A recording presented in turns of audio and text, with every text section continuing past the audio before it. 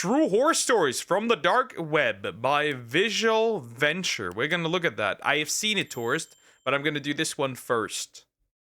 I've seen it. All right. So, where was I? Thank you. You stopped me. We're gonna look at this. I haven't reacted to a Visual Venture video in quite a few months, but his production is really good. He usually puts out a lot of content. So we're gonna look at that because I'm curious what these horror stories are. Because apparently somebody got organs delivered. At least it's on the thumbnail, so we'll see. Once you're there in the dark web, it is alarming what's being bought and sold. The dark web is known as the internet's evil twin. It's where online services offer illicit drugs and hitmen for hire. Cyber criminals have created a platform called... Yep. That is a thing. That is a thing. It's also where organs are being sold and other interesting things. Crazy videos. That's where you can watch the infamous cartel beheading videos, and you get the idea. You get the idea. Genesis, which is making money selling people's digital identities. Today, the Department of Justice announces the takedown of the dark web market AlphaBay. If you've never seen this seedy corner of the internet, tonight you will. The internet we use the hub is probably more seedy. every day is just a tiny part of the web. There's another hidden layer known as the dark web, and it's home to every horror you can imagine. Today we're diving into true horror stories from the dark web. So it is the new year, guys, and my goal is to increase the number of videos I put out without sacrificing quality. And to do that, we gotta keep growing, so it would mean the world. It's like every once in a while he literally just says we're gonna increase the amount of video content without sacrificing quality. Like, is bro sleeping in this case? Like, genuinely? Like, is Visual Venture sleeping? If you subscribe, and I promise to do my very best for you. I'm Visual Venture and you are awesome. Rent a hitman. Hitmen have existed for thousands of years, but the dark web changed how they do their work. Before the dark web, hiring someone to harm another person was extremely difficult. Clients had to meet hitmen face to face. It was uncomfortable and dangerous. For most people, that risk alone stopped them from trying, and the dark web changed that. Around 2016, websites claiming to offer hitmen. Yeah, you can literally hire hitmen, and then, like, that's very interesting. I wouldn't do that. I would never do that. I never visited it. Neither have I. You can get there through Tor browsers, but I just wouldn't. Hi, Gaster. How you doing? Hello, love from Poland. Hello, love from Germany back. Hi, how are you doing? Hope you're doing good. So I got a shiny alpha low punny. Nice. I already have one. I have one. For hire appeared across the dark web. Many of them had interesting names, like this one, Slayer's Assassination and Life Ruining. What? Slayer's Assassination and Life Ruining Services? So, like, can you either purchase a deletion or life ruining services? Because both of them are ruining lives. The question is, what's the difference here? Services. On these sites, placing a hit was as simple as ordering a product online. Users only needed to fill out a form. You provide as much detail as you can, a name, address, a photo, or whatever, and what you want done to them. Some sites even listed different prices based on experience. Some less experienced operatives accept just for $5,000. $5,000. I have those on my bank account. That's not a big deal. We can do that. We can do that. I'm just kidding. I'm just kidding. I'm just kidding. I am not saying I would hire a hitman. Calm down, YouTube. Germany. Oh, hello, neighbor. Hello, neighbor back. Less experienced operatives accept $5,000, while other skilled operatives can charge up to $20,000. Others went even further. They offered a drop-down menu to choose how the harm would be carried out. One site even allowed users to select the method. God, the cost of a sniper hitman starts at $20,000. Some sites promised same-day option. Starts at $20,000. That is kind of crazy that you can just literally pay for the service. I wonder how many people genuinely use this. Right? If it's like just 5K, how many people could genuinely, like, 20K is low. For a human life, that's kind of low, yeah. How many people would genuinely use this? Others promoted discounts, and a few displayed reviews. Discount, just like a supermarket discount. Like, we ask for $20,000, but this time only for you a special offer of $13,999. You know, special discount for your first time. Put in code POKET for 10% off. From happy customers. To an outsider, everything looked professional. There was just one problem. Most of these sites were scams. They took payments and promised results, then they disappeared. For years, people lost money and got nothing in return. Because of that, police dismissed dark web hitmen websites as fiction. Then one day, that changed. Some hitmen began fulfilling their end of the deal. In 2018, someone placed a hit through a dark website called Bessa Mafia. The site was so popular that users called it the Etsy for hitmen. The target was a US Army soldier named Brian. The client submitted Brian's photo and location. They requested that the incident looked like an accident. Then they paid roughly $5,500 in Bitcoin. After that, there was nothing to do but wait. 11 days later, Brian was found lifeless in Indiana. His Damn, somebody did follow through with the order. That's crazy. phone, camera, and computer were gone. There were no signs of forced entry and no suspects. People on dark web forums saw the news about Brian and they were shocked. It looked like the impossible just happened. A dark web hit order actually worked. At first, the story spread quietly, then it spread everywhere. Once people believed dark web hits were possible, job requests skyrocketed. A few months later, another contract was fulfilled, this time on the other side of the world. The target was a woman named Yevgenia. She was a police detective in Moscow. Yevgenia spent years arresting criminals, and with every case, she made new enemies. In 2018, one of those enemies decided to end her. His name was Yaroslav. He submitted the detective's information. Legit, I could never be... Legit, I could just... What's the word? Like, legit, I could never imagine being like a police officer or anything. Like, just the pressure and the constant fear of, like, somebody you jail having a get back at you and taking you out. Like, I could never be that. Like, I could never work in the police, military, anything like that. Because what if one of those people runs free and just gets your ass?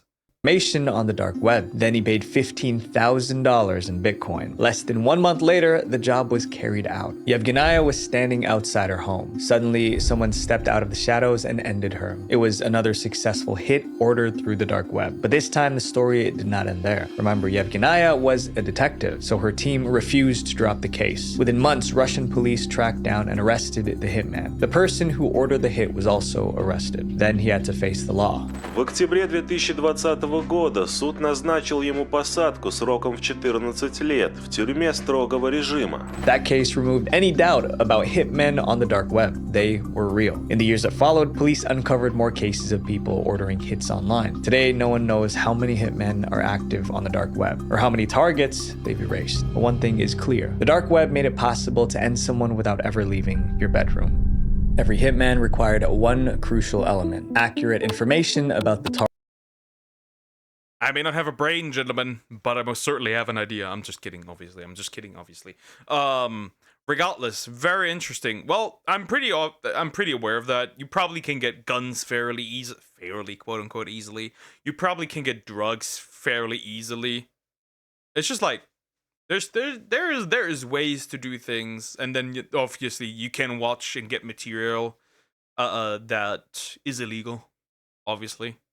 Market, where they live, where they work, what they look like. And that information didn't just come from their clients. It's public on the internet too. And if you haven't done anything about it yet, your own information is likely online for everyone to see. A few years ago, someone actually found my personal information online and used it to threaten me and my family with it. And they found my information because data brokers make billions of dollars by collecting your personal data and selling it to anyone who... Yeah, you're not safe. I'm gonna be honest. You're never getting rid of this, by the way. You're never, ever getting rid of this. Just want to say it the way it is. You will never, ever get rid of this. If people get your information, they will sell it. every single time. You are never getting rid of this. And it's just gonna be harder to get rid of it. The more governments overreach and make you put out your face, put on some information, put on upload your ID, right? Because they're never deleting it. It's never fully gone. Let's not be delusional. They're saving it. They're absolutely saving it. It's just you just need it on your router or web. IT is scary. What can you buy on dark web? Obviously you can buy all sorts of things.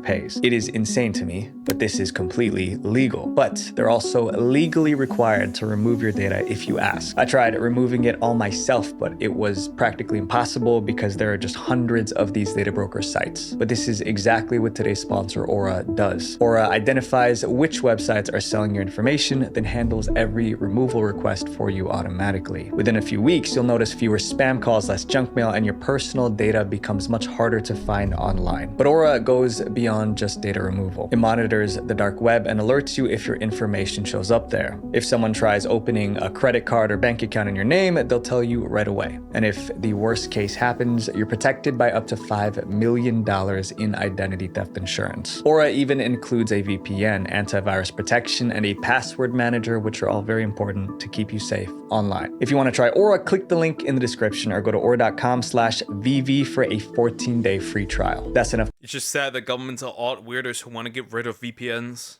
Because, you know, they want to control the internet, what you consume, what you don't consume, what you post. Time for Aura to find out if your personal information is being sold online right now. In this next chapter, regular YouTubers started messing with the dark web, and it didn't end well. And I'm definitely 100% believing that the government also sells your data to make money. That's all I'm gonna say. The mystery box. If someone says they bought something from the dark web, you usually expect the worst. Maybe a dangerous item or something illegal. One of the most popular items on the dark web. Oh yeah, I remember that. There was a big trend a while back where people were ordering essentially mystery boxes from the dark web, and then there would just be like all sorts of stuff in there. Yeah, that is the case. That was the case. That was a trend back then. Isn't what you'd expect. It's a box, a mystery box, just a sealed package with unknown items inside. But that mystery turned out to be the most dangerous part, because once people started opening these boxes, they realized something was very wrong. To understand these boxes, we need to start from the beginning. The idea did not originate on the dark web. It started on eBay. Around 2017, sellers began packing random items into boxes. They sold them for prices ranging from $10 to $500. They called them mystery boxes. Buyers paid without knowing what they would receive. This $50 mystery box says, totally strange and also something totally useful. People opened the boxes to find all kinds of things. Some contained junk, others had Pokemon cards, jewelry, or gadgets. eBay mystery boxes became super popular. Buyers loved the curiosity and the surprise, and that gave people on the dark web an idea. By 2018, websites on the dark web began advertising their own mystery boxes. The concept stayed simple, a surprise inside every box. But on the crazy part is what's really scary though. In order to receive this mystery box, like, you'd have to give an address. So I hope that when people did that, they did in fact use like some random like some second address, like some, it's like a mailbox or something, right? But even then, that's still scary.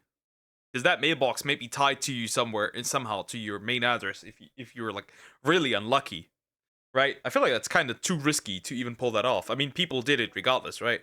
the dark web, surprise meant something far worse. One buyer received a package filled with a dark red liquid, and it wasn't hard to guess what it was. Another buyer opened a blood. It was blood. Box and found a comb covered in hair. Now these boxes weren't cheap. Many sold for hundreds of dollars. Some cost more than $1,000. You would expect people to stop buying them, but the opposite happened. Demand grew, and the internet turned it into a trend. Dark web unboxing became a niche on YouTube. Creators filmed themselves ordering the boxes and opening them on camera. I'm kind of nervous to open it up. I don't know whether or not this is like going to be something like gruesome or morbid. Curiosity wasn't the goal anymore. It became a contest to find the most disturbing box possible. The more extreme the contents, the more viral the video. One creator opened a box and found teeth. Another received old medical tools. Some items were so alarming that after unboxing, fucking teeth. That's crazy. Question is, what kind of teeth are we talking? Human teeth? Animal teeth? What teeth? creators contacted the police. Dark web mystery boxes still exist today. The hype faded, but the danger has not. The person in our next chapter was labeled as the most heartless man in Australia. Dark web live stream. The most heartless man in Australia. Dark web live streams. Oh god, here we go. Here we go. Weird. Yeah, I was expecting something crazy to be found, like organs or whatever, but I guess nobody ever did it. Of course, who would do that? Like, link it to them. That's a bit crazy. Streams. On the open web, entertainment usually means YouTube videos or live streams on Twitch, but on the dark web, entertainment looks very different. People there watch live streams too, but the focus isn't for fun or games. It's for more criminal activity. These dark web live streams are known as red rooms. The red room is a private live stream where crimes take place while viewers watch and interact in real time. Stories about these rooms began circulating in the early 2000s. The setup was simple. An anonymous user would post a message in a dark web chat room. The message invited others to join a red room live stream, but access was tightly controlled. Only trusted users were allowed to join. In some cases, new users had to be vouched for by others. Once a user was approved, they received a link. Clicking it opened a basic live stream site. It's a private live streamed event where there's like a chat box, a video player, kind of like YouTube right now. And there was always a countdown before the show began. When it reached 0, the chat unlocked. And then you could watch Cartel head removing videos. That's about it. The stream usually showed masked people standing around their target. I can't get into detail about the live streams, but the worst part was the live chat. Viewers weren't just watching, they were directing what happened next. Viewers sent cryptocurrency to request specific actions. The higher the payment, the faster the request was carried out. For years, red rooms were dismissed as rumors, and one day someone made a mistake, and the world learned how real red rooms truly were. The first confirmed red room operation was uncovered in the Philippines. It was run by a man named Peter Scully. Those who knew Peter said he was driven by one thing: money. Peter was wanted for fraud. A white man in the Philippines doing crazy shit. With barely hair on his head. Well, classic.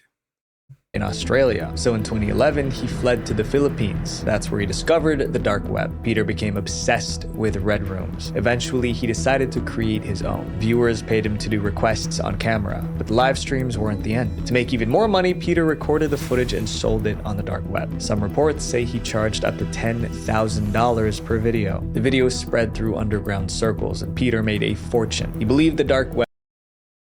And, what exactly did he film? That is elaborate. What did he film? Like torture? Whatever, okay? Web made him invisible, but it didn't. Law enforcement eventually discovered one of his videos, and an international manhunt for those responsible. Child exploitation. Child exploitation.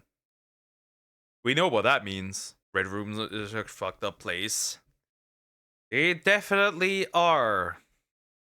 For the video's production was launched. Investigators had little to work with, so they analyzed the footage frame by frame. They examined furniture, electrical outlets, and anything in the background. Those details narrowed his location to the southern Philippines. Local authorities got involved, and in February 2015, police raided Peter's home and arrested him. There was no doubt they had the right person. When police went through his phone, they found 3,000 images and 900 videos of evidence. Peter was sentenced to life in prison. After the arrest, more cases surfaced. In 2019, Italian police arrested 2 people involved in another stream. Then in 2021, London police arrested a man named Marius. He was caught streaming on the dark web. Like most things on the dark web, no one knows how many red rooms are active today, but people who watch are often the last ones you would suspect. This next chapter shows how the dark web uses fear as a weapon. The kidnapping. There's a group. Kidnappings! Yay! Here we go. All right, let's hear it. Let's see it. Let's see it. I'm genuinely curious.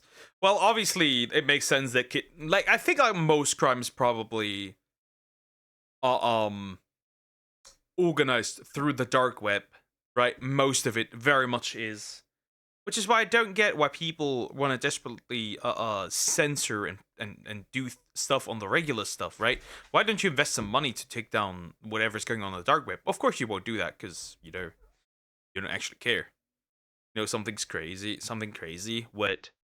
Group on the dark web so mysterious that people still can't agree if they're real or fake. They call themselves the Black Death. They are an organized crime group that deals in nearly anything illegal, but their main focus is kidnapping for hire services. And if they truly exist, they may be the worst group tied to the dark web. And in 2015, a reporter went searching for proof that the group was real. While browsing the dark web, he came across what appeared to be their official website. It was deeply unsettling. The site claimed that people all over the world were being abducted, and for the right price, the group said they would take anyone you asked for. But making claims online is easy, so the reporter decided to test it. He posed as a potential customer and tried to place an order. He sent an email through the site. After some time, the site's owners replied, but the response wasn't welcoming. Their email to him read, "Who are you? How do you know about us? Who recommended us?" Interesting. Okay. Are they gonna kidnap the guy that essentially emailed them? If you want to send a message, basically.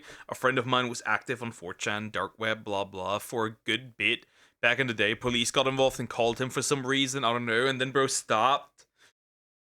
I could imagine that bro got very scared of this one. Of course. The reporter tried to convince them he was a real customer, but he failed. They concluded that he was a police officer. Their final message to him was, "Do not bother us again." In the end, the reporter couldn't prove if the group was real or fake. But 2 years later, things changed. Something happened that proved the group existed. In 2017, a 20-year-old British model flew to Italy for a photo shoot. Her name was Chloe Ayling. When she arrived at the studio, she was taken. Never heard her name, but yeah, she was abducted. That's rough.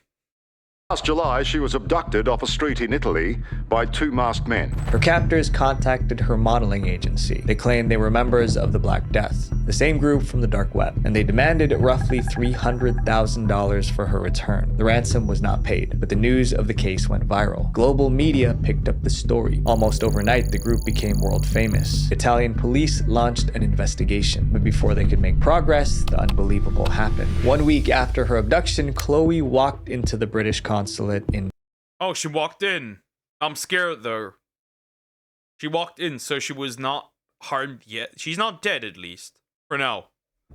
Italy, but she wasn't alone. A man named Herba drove her there. He was quickly arrested before he could leave, but no ransom was paid. So how did Chloe return safely? Chloe had an explanation, but many found it hard to believe. Taken to a farmhouse hours away and held captive for 7 days. She said her captors threatened her constantly, but after several days, her luck changed. She convinced one of them to let her go. The model says she was detained for 6 days until her captor discovered she was a mother. According to Chloe, her captors told her they had rules, and one of the rules forbade kidnapping mothers, so they released her. But they didn't just let her walk away. One of the kidnappers, Herba, drove her to the British consulate. Before leaving, he handed her a business card advertising the Black Death. Then he asked her to publicize the group as he let her go. For many, the story seemed too bizarre to believe. Thankfully, that's also like, why did bro wait, what? Also, why did bro just sacrifice himself, basically? Because that is what happened. Bro just took one for the team. Herba was in police custody, which meant officers could hear his side. But his story was even more unbelievable. During questioning, Herba kept changing his story. First, he claimed Chloe staged the kidnapping to boost her career. Then he said he was only a middleman working for the Black Death group. Later, he told police he was terminally ill and needed money for medical care. In the end, investigators concluded that he had mental issues. They described him as a dangerous person with traces of mythomania, which is a compulsive tendency to exaggerate or lie. Despite this, detectives were certain of one thing: Herba was directly involved. Bro, they're even classifying lies as like some sort of like mental illness now. What are we doing? Stop giving liars ideas about lying, because now they can lie about having this condition, and then they're lying even more, and like lieception. They confirmed the ransom demands were sent from his computer. Erba went to trial. In 2018, an Italian court sentenced him to 16 years in prison. But there was also a lot of attention on Chloe. Many people stopped seeing her as a victim. Instead, they believed she was the mastermind behind the whole thing. Many accused her of making the whole story up. An elaborate publicity stunt for Doesn't matter, she's hot. Open up an OnlyFans, you're safe. fame and fortune. Things worsened when more details came out. Police found that Chloe's kidnappers took her shoe shopping during the period she was supposedly held captive. That revelation made her... So she lied. They took her shoe shop. That's some nice kidnappers, guys. They take you to go shoe shopping. What some nice fellas. Story even harder to believe. When questioned, Chloe admitted it was true, but she had an explanation. Her lawyer explained that Chloe wanted to do everything she could to keep her captors calm. Chloe remained in Italy while police investigated the case. In the end, authorities allowed her to leave. They said they did not see any inconsistencies in her story. Still, many people remained unconvinced. Chloe spent years defending herself in interviews. She even wrote a book about her abduction, yet some people still don't believe her. To this day, we're not sure if the Black Death is real, but the myth certainly lives on. Up next is a dark web crime that takes identity theft to the extreme: the ransom. On the dark web, people steal your identity, and once it's stolen, they can do serious damage with it. Most stolen identities are used for basic fraud. They might buy cars or rent homes under someone else's name. But in 2018, one stolen identity was used for something far worse. That year, a woman named Anne disappeared in Norway. Her husband came home to find the house empty. There were no signs of struggle and no witnesses. But one thing was waiting for him: a ransom note. The kidnappers demanded 9 million euros for Anne's return. That's roughly 10 million US dollars. But they didn't want cash or a bank transfer. They left a cryptocurrency. Yeah, that's usually something that these sites do, right? They use crypto because it's harder to detect where that money's even going to, but still. Now, how could identity... was it linked either... Did something happen to his wife and it was linked to him through identity theft? Or was it linked to somebody else? Because that's interesting. Address for the payment. The desperate husband contacted the police immediately. Officers searched the home but found nothing useful. They followed every possible lead, but each one failed. So investigators followed the only trail they had left: the money. They traced the cryptocurrency wallet listed in the ransom note. To their shock, it was tied to a verified account with a real name. The account belonged to a 29-year-old man named Ole Henrik Golf. Police arrested him right away. But what Golf told them confused them even more. Golf was never near the victim's home. He had no motive, and his alibi checked out. Yet the ransom wallet was registered in his name. How? That's when investigators figured out what happened: identity theft. Months before the kidnapping, someone bought Golf's information on the dark web. Then they used it to open a crypto account in his name. That way, if the police followed the money, it wouldn't lead to the actual criminals. Golf... Isn't that crazy? This could happen to anyone, right? This could happen to you, to me, to everyone. Isn't that insane? Isn't that insane? Again, it's just gonna get worse the more IDs are out there. Was released. Unfortunately, this story didn't have a happy ending. The true culprits were never caught, and the woman who was taken was never returned. Investigators believe... No! No! Wait, we didn't get a happy ending? Diabolical. Oh no! Well, she's dead. She didn't survive. But identity theft doesn't always look the same. In rare cases, stolen identities are used to save lives. In 2004, a man named Brandon Regan began receiving hospital bills in the mail. They were bills for medical treatment. Together, they added up to about $20,000. The problem was that Regan never received any of those treatments. Someone posing as Regan was allegedly getting multiple medical procedures. Then the hospitals came after Regan to pay. In the end, identity theft can be used to enable almost any type of crime. And the most frightening part is this: most victims don't realize their identity has been stolen until it's too late. Up next is a man who protected his criminal activities in a nuclear bunker. The cyber bunker. The cyber bunker. Wait, is that where Elon Musk keeps his cat girls hidden and his AI girlfriends? The cyber bunker. Absolute cinema. But now one thing is clear, the dark web is filled with disturbing websites. The real question is, how do those sites stay up online at all? Websites aren't just code on a screen. They live on physical machines that run day and night. Those machines are called servers. On the open web, websites rent servers from hosting companies, but those companies have strict rules. They don't allow illegal content. That means criminals can't freely use them. When criminals turn to shady hosting companies, they face another problem. Law enforcement is constantly trying to find servers that support illegal dark web activity. If authorities seize a server, every website running on it goes offline instantly, and that happened a lot. Over the years, police have shut down countless servers linked to dark web crimes, until one man decided to solve that problem for bad guys everywhere. His name was Johan. Johan believed that the internet should have no restrictions. He believes in total freedom. You should be able to do anything on the internet. So in 1995, he launched a host. Obviously, I disagree with that. I am very much pro-freedom, but that's a little too much freedom, right? Freedom that does affect other people negatively is not freedom at that point. Calm down, calm down. Jeez. Cyber bunker. Elon Musk definitely has something like that.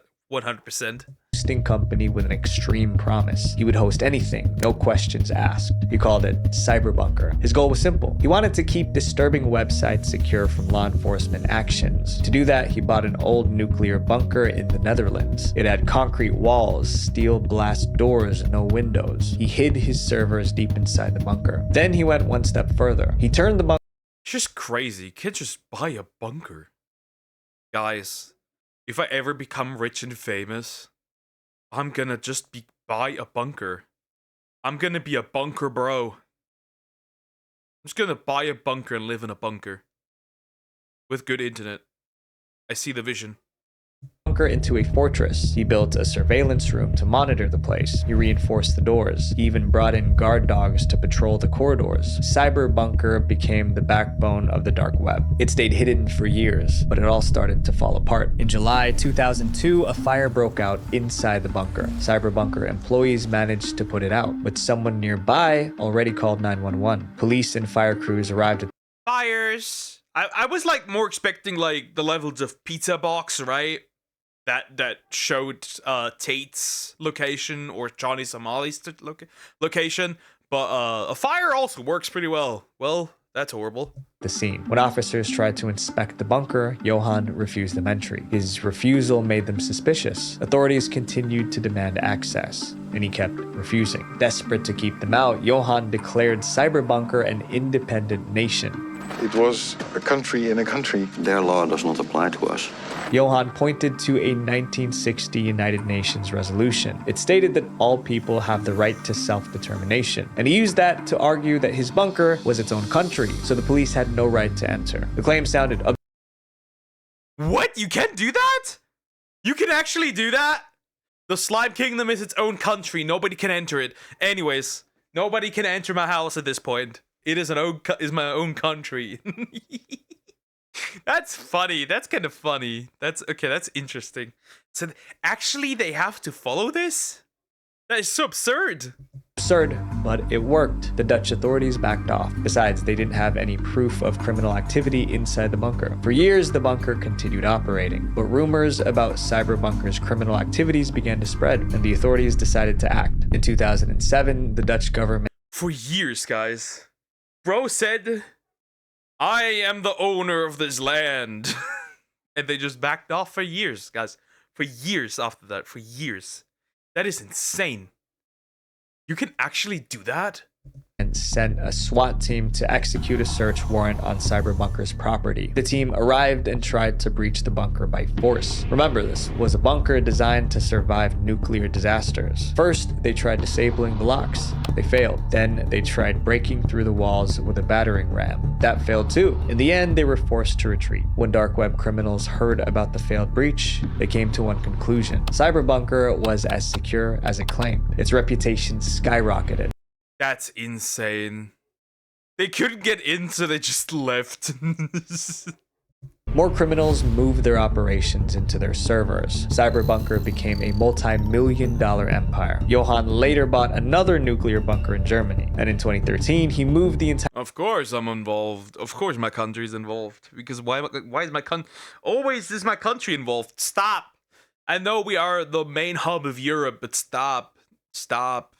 We don't want to be the hub anymore. Entire operation to the new location. By then, Cyberbunker was hosting some of the worst activity on the dark web. Business had never been better, but it was all about to come crashing down. In November 2016, Germany's largest telecom company was hacked. This was not a minor incident. It caused roughly $2 million in damages. The German government was determined to find those responsible. Investigators traced the attack. They discovered it originated from Cyberbunker servers. That was enough. In September 2019, German police arrested Johann and his They got his ass! They can't stop the side quests. They can't. Well, the Netherlands didn't get his ass, but the Germans did. We did it. Taken out. Cyberbunker employees. Websites hosted on Cyberbunker servers were tied to more than 250,000 crimes. That's a lot of side quests. That's a lot of side quests. That's 250 side quests. Crazy. Johann eventually appeared in court. He was sentenced to 5 years and 9 months in prison. I'm like, at this, why the fuck? Okay, I have to say this. The punishment isn't proportionate to the crimes committed. You can have 250,000 crimes on your resume, so to speak, because, well, it goes through your network. And you get 5 years and 9 months. That's it, yeah, that's it. I am flabbergasted. Authorities also shut down Cyberbunker's servers. Cyberbunker was gone, but its impact remained. Because of it, the dark web grew more dangerous than ever before. The man in this next chapter was the most powerful man in dark web history. The largest dark web marketplace. The largest dark web marketplace. You could buy anything, I'm assuming, right? From like guns to illegal substances to probably organs and everything. I'm assuming. When people hear the word marketplace, they think of a place to buy dark web Temu. Dark web AliExpress out here. Everyday items, like Amazon. But on the dark web, a marketplace means something much darker. Dark web marketplaces are secret sites where people buy and sell illegal goods. It's equivalent to walking into back alleys at night and looking for your dealer. You're just doing it from the comfort of your home. What makes these sites even more unsettling is how normal they look. They have search bars, user reviews, and shopping carts. And for years, one marketplace was bigger than all the rest. AlphaBay. AlphaBay. So basically like, oh yeah, 4 stars. Human liver tastes good. It became the center of the dark web economy. It served hundreds with like barbecue sauce or whatever. Of thousands of users and processed millions of dollars every single day. Then one day it all collapsed because of one simple mistake. The man behind AlphaBay was named Alexander Kazes. In the early 2010s, Alexander was already active on the dark web. Then a huge scandal occurred. At the time, the biggest dark web marketplace was called Silk Road. The site practically invented the concept of illegal online marketplaces. It was the first of its kind, and people sought it out. They realized that this was a new way to do basically like illegal commerce, e-commerce. Can I buy a girlfriend there? Just theoretically. Anyways. Essentially. But Silk Road made mistakes. Law enforcement agencies began closing in. In 2013, the FBI shut Silk Road down and arrested its founder. Anyone who tried to access the site saw a seizure notice. Authorities believed this would discourage others from doing the same. But Alexander saw it differently. To him, Silk Road did not fail because the idea was bad. It failed because it was careless. Alexander was a computer expert involved in international transactions of bitcoins. He believed he could build something better. So in December 2014, he launched AlphaBay. From the start, the site looked more professional than anything before it. This marketplace actually looks quite well designed. It's quite new looking. It actually looks quite legitimate. And AlphaBay sold almost everything. Forged and illegal documents, credit card information, counterfeit currency, malware, tutorials for hackers, and even a section dedicated to firearms and explosives. Damn! I could just order dynamite like I order fast food noodles from Amazon. Kinda interesting, I must admit. Kinda interesting. Would. The site even offered customer support. By late 2015, AlphaBay had thousands of listings. It was generating $500 million per year, and it became 10 times bigger than Silk Road. If you just look at the numbers, 40,000 vendors, possibly 200,000 users. It literally just is Amazon, but for illegal goods. That's kind of crazy. Possibly 300,000 individual listings. That's when the cracks began to show. Most dark web marketplaces survive by staying hidden. However, one factor dragged AlphaBay into the global spotlight, and it wasn't even Alexander's fault. Some of the most popular items on AlphaBay were substances. Young people across the US bought them for parties and fun, and many ended up in the emergency room. Some didn't survive. Well, obviously, surprise, surprise, illegal substances. That doesn't surprise me. You order food from Amazon, yeah. Like these big boxes of like 30, like 60 packages of instant noodles, 80 grams or 100 grams. I'll take it. I'll take it. Police started investigating. Again and again, the trail led back to AlphaBay. That was the moment authorities decided to take AlphaBay down. But it wasn't going to be easy. The dark web was designed to hide people. Users were anonymous. Payments were made using cryptocurrency. For months, investigators made little progress. Then in December 2016, they got a major break. The FBI received an anonymous tip from someone claiming to be one of AlphaBay's earliest users. In AlphaBay's early days, every new user received a welcome email. That email came from a personal address, not an anonymous system. Investigators traced it. It led straight to Alexander Kazes. For the first time, you can't be that fucking stupid, can you? You linked your personal address to that? Oh my god, are you stupid? AlphaBay had a real name attached to it. Police ran a background check. They found out where he lived and tracked his daily routine. By then, Alexander was living large. He owned a luxury condo in Bangkok. He drove around in a $1 million Lamborghini. He even got married. He had no idea law enforcement was closing in. In July 2017, agents raided his condo and arrested him. His laptop was open, and he was logged into AlphaBay's backend system. That gave authorities exactly what they needed. They shut down the site immediately. Today, the Department of Justice announces the takedown of the dark web market AlphaBay. Anyone who tried to access AlphaBay saw the same message. This hidden site has been seized. AlphaBay was gone. But that was not the end of dark web marketplace. They did get that. They did get that. Interesting. Why did you kill everyone? I did not! But I will you. You will be eaten. Spit roasted. Today, buying and selling continues in the darkest corners of the internet. When there are no rules, people reveal who they really are. And the dark web proves that freedom without morals leads to destruction. So my friends, stand firm on your values, even when no one's watching. Visual Venture. Wait, before you guys go, I created... Sorry, Visual Venture, I need to go. Interesting. Okay. Basically, to summarize this whole ordeal, rookie mistake, bro had it all. And just used the wrong email address. Diabolical. Imagine failing because of an email address. Otherwise, bro could have never been caught. Or it would have taken much longer.